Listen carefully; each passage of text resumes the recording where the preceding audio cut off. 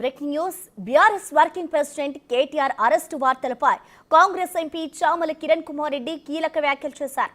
KTR arrest అయితే rating పెరుగుతుందని విపక్ష నేతలు భావిస్తున్నారన్నారు. కేజ్రీవాల్, హేమంత్ సోరెన్ లాంటి నేతలతో కేటీఆర్ను పోలిస్తూ పులిని చూసి వాతలు పెట్టుకున్నట్టుగా విపక్ష నాయకులు ఉన్నారని ఎద్దేవా చేశారాయన.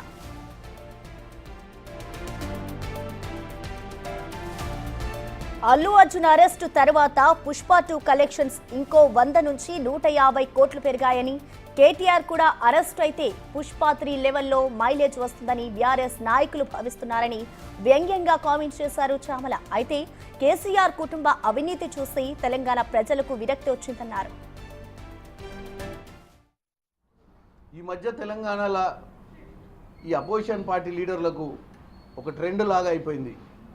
అరెస్ట్ కాబడితే ప్రజాదరణ వస్తుంది, వాళ్ళకు రేటింగ్ పెరుగుద్ది, ప్రజలలో బాగా నాంతరు అనే ఒక పిచ్చి ఉద్దేశంతో మన అల్లు అర్జున్ గారు అరెస్ట్ తర్వాత ఆయన సినిమా 100 కోట్లు 150 కోట్లు ఎక్కువ కలెక్ట్ చేసినట్టుంది. దాన్ని చూసి కేటీఆర్ గారు కూడా తడతడలాడుతున్నారు. ఎందుకంటే నన్ను కూడా అరెస్ట్ చేస్తే నా గురించి కూడా ఒక 4 రోజులు టీవీలో చూపిస్తారు, ఓ 15 రోజుల తర్వాత బెయిల్ తెచ్చుకొని మళ్ళీ బయటకు వస్తే మళ్ళీ ఒక 3 రోజులు నా సినిమా నడుస్తుంది, మంచిగా బ్రహ్మాండంగా పుష్ప 2 మాదిరిగా నాది పుష్ప 3 లెక్క అయింది అనుకొని ఓ పిచ్చి ఆలోచనతో నన్ను అరెస్ట్ చేయి అంటుండు.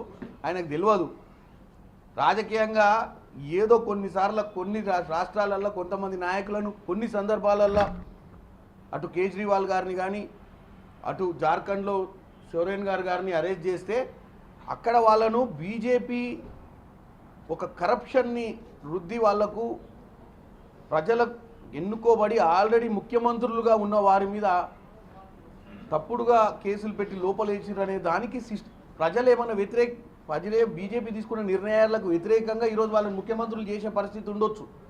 దాన్ని చూసి పులిని చూసి పిల్లి వాతలు పెట్టుకున్నట్టు ఈయన వాళ్ళని చూసి నేను జైలుకు పోతే ముఖ్యమంత్రి అయితే అనే పిచ్చి ఆలోచనతో ఈయన తెగ ఎగబాక్తుండు నన్ను అరెస్ట్ చేయమని. ఎందుకంటే ఎవరైనా నేను తప్పు చేయలేదు, నేను ఫైట్ చేస్తా, నా గురించి అబండాలు వేస్తుర్రు, నా గురించి చెడు ప్రచారం చేస్తుర్రు అని చెప్పంగిన్నాం. కానీ తొందరగా వేయండి నేనున్న రెడీగా, నన్ను తొందరగా వేయండి నేనున్న రెడీగా అని చెప్పడం మొట్టమొదటిగా ఈయననే చూస్తున్నారు.